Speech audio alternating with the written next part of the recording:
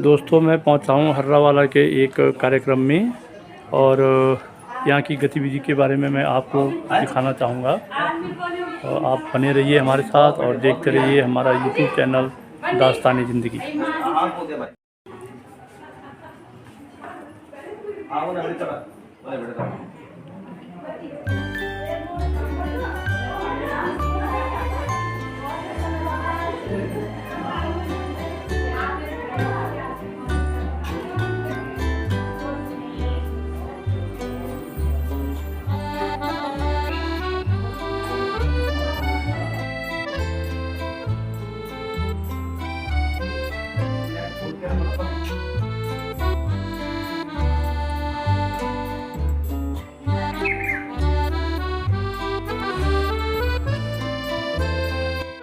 समुपासते त्वं ब्रह्मपूर्णममृतं निर्गुणं विशोकामानन्दमात्रमविकारमनन्यनन्यत् विश्वस्य हेतुतदियस्थितिसंयमानां माद्वयसुरश्च तदपेक्षतयोनपेक्षा एकस्तमेव सदसद्वयमद्वयं च सुरणं कृताकृतमिवेमि वनवस्तु वेद अज्ञातवस्तुजनैव हेतुविकल्पः यस्मात् गुणेन्द्रतिकरो निरुपाधिकस्तां तां ब्रह्म केचयन्तु धर्मेके एके परं संसदो पुरुषं अन्ये वयन्ति निरवद्वैतं परत्वा केचन महानपुरुषमप्ययमात्मतन्त्रं नाहं प्राणेषु यो न मरीषमुख्या यान्ति जगतं सर्वशत्रुवर्गाः येनमाय्यासंसर्गेभ्यः सतं समेतमदं भूतेदं जगतो भवन्तं सर्वपरिभवामि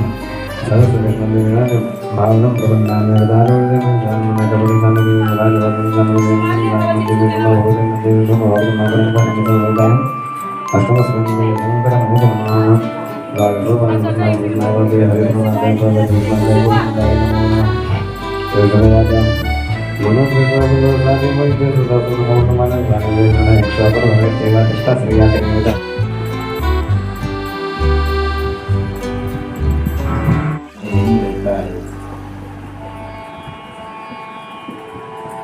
लेकिन चलना तो मन बुद्धि को होता है और मन बुद्धि के चलन जिस मार्ग पर, जिस स्थिति में, जिस लक्ष्य के साथ, ये मन है पराकाष्ठा पर, तप पर पहुंचने के बाद, कथा सुनने के बाद, अध्ययन करने के बाद, दान पुण्य सेवा करने के बाद, ये मन फिर भी कहीं अव्यवस्थित रह सकता है, पलट सकता है। इसी तो उसके लिए पहले तो 3 बातें कही। पहली बात तो ये कह दी, जीवच्छवो निगदितः स तु पाप कर्मा। छवो, छवो शब्द आया है शव के लिए, मुर्दे के लिए।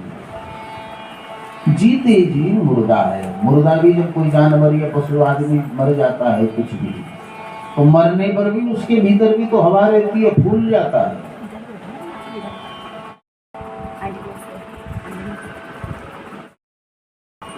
मन जब जब देह के साथ होगा, और देह में भी नहीं है कि बात ये है, अब चलो मिला कुछ देर के लिए आनंद आया, वह 3 घंटे दुनिया की और क्रियाकलाप भी हम कर ही रहे हैं, भी कर दिया। हम कहां पहुंचे? हम जीव तो यात्री हैं, निकले हैं, अनवरत सतत हमारी यात्रा है, ये मिटने वाली नहीं है। और इसीलिए अनुभवियों के संग में रह करके शास्त्रानुकूल व्यवहार करते हुए जीवन यात्रा को सत्संग कहते हैं, तो बात समझ में आ जाती है। बालकांड में कह रहे हैं ईश्वर अंश जीव अविनाशी।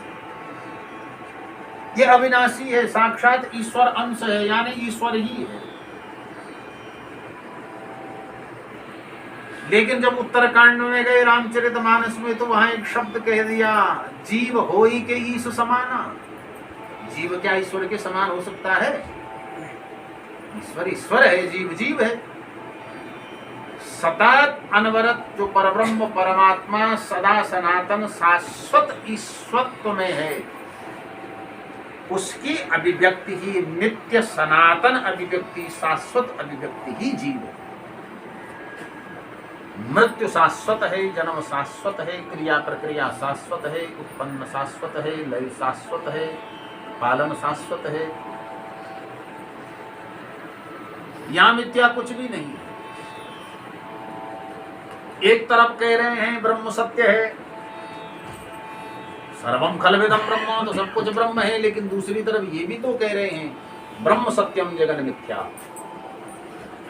बात केवल इतनी है कि मन बुद्धि जहां जिस स्तर पर जिस वस्तु पदार्थ विषय के साथ है उसको उतना ही बोध होता है। और ये कोई अलग से नहीं है कि मैं आपको अलग से कोई ज्ञान सुना रहा हूं। इससे अच्छे तरीके से आप अपना चिंतन करके और भी अच्छे तरीके से आप भी कह सकते हैं।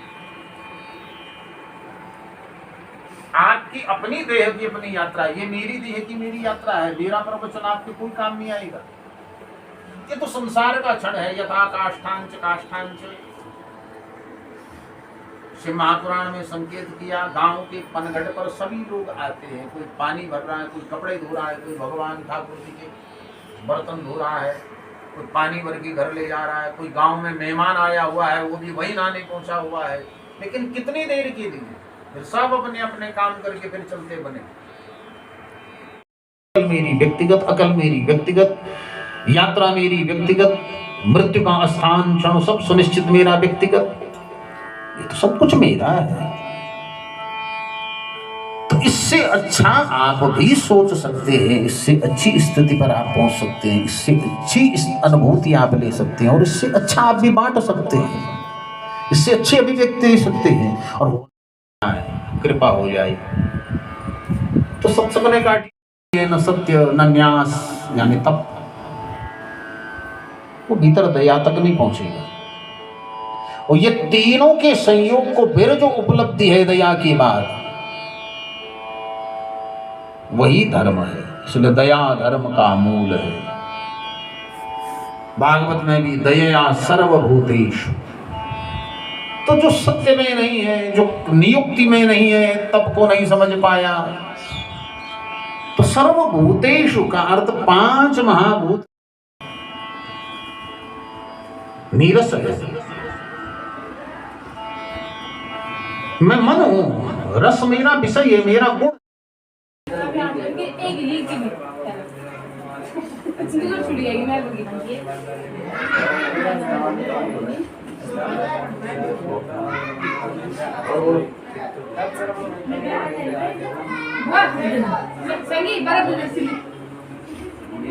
गाँव से आ रखे गुरुजी है, गाँव से आ रखे।